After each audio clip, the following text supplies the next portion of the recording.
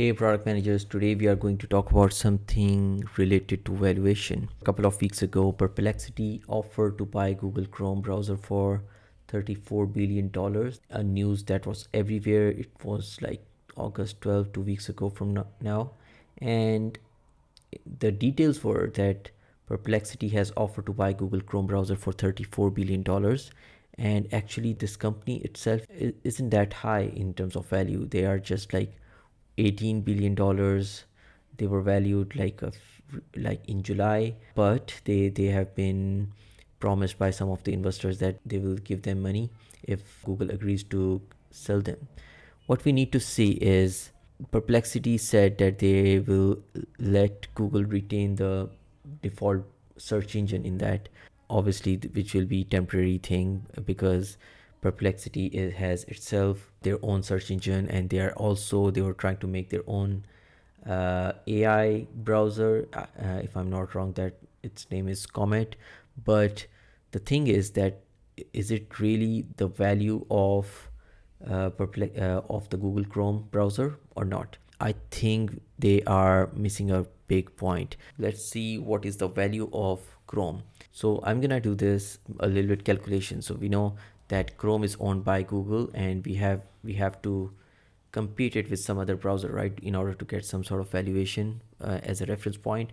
So we know Safari is owned by Apple, and we also know that Google has been paying Apple for Safari to stay as their default search engine. So what they have been doing, they have been paying like 18 to 20 billion dollars a year. So if you use if you use iPhone and you have Safari, you type something, Google is the default search engine over there. If you use MacBook and you use Chrome, you type something there, you will see that Google is the default search engine.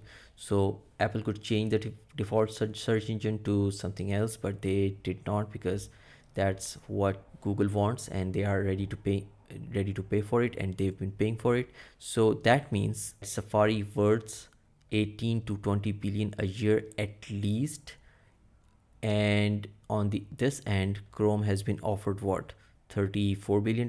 So let's see what would be the value of Chrome here. So if 18 to 20 billion dollars a year is the Safari value, we need to see how many people are using Safari every year. So almost 850 million users are there. Chrome has much higher number in terms of usage. So they are around 3.5 billion users. That's more than 60% of the total internet audience.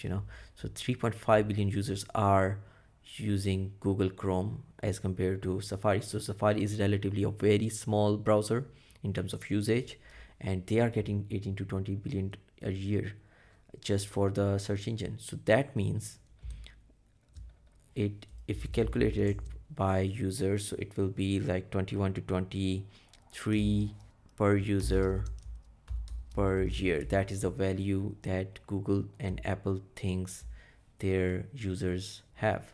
So if we apply the same formula to here, actually it doesn't make sense. Why? Because Safari is used on Apple mostly, and Chrome is not. So people who are using Chrome, actually, in terms of ads value, in terms of ads targeting, and not every user is the same. So people who are using the expensive devices, typically Apple devices, they are valued more in terms of Google ads or Apple search ads or whatever.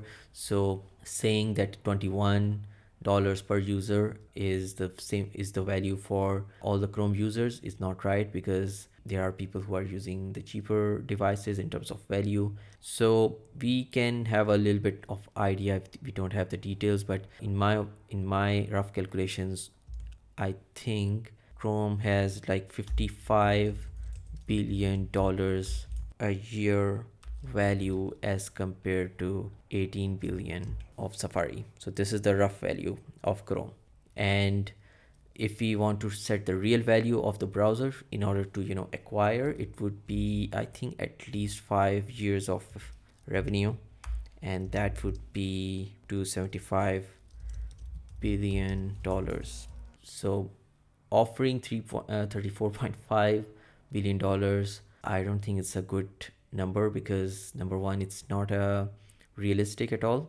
Number two, maybe they don't know, they just want to create a buzz around this news, and they are probably not so serious about it. This is just one way to look at this value of Google Chrome browser, but in my opinion there is another way. There is more important way to see what is the value, and because the Chrome for the Google is has much more value, because Chrome is the main gate, main door for all the Google ecosystem.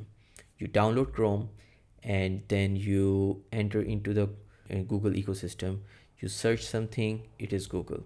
You visit a website, Google knows that. You log into one of the websites with the Google account, it's everywhere. If you log into YouTube, if you log into Gmail, you have a Google account, and then that Google account is linked to your browser, not just to that website. It is linked to the browser, and wherever you go, Google account will follow you, and that Google account can be used everywhere else. That is why you have to just sign in once, and whatever kind of Google apps or products you use, you will see your account over there.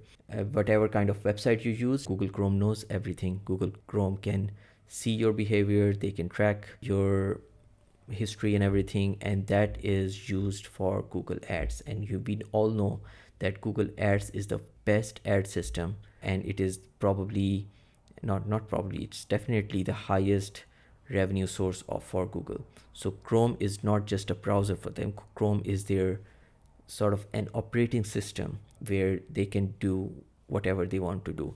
So from the product perspective, Chrome has much higher value than this number. And if Google lose Chrome in the future, it will be a big hit for them, and they will not be able to do the same kind of performance on the other products like Google Ads, like AdMobs and AdSense on other Google suites and other places as they are doing right now.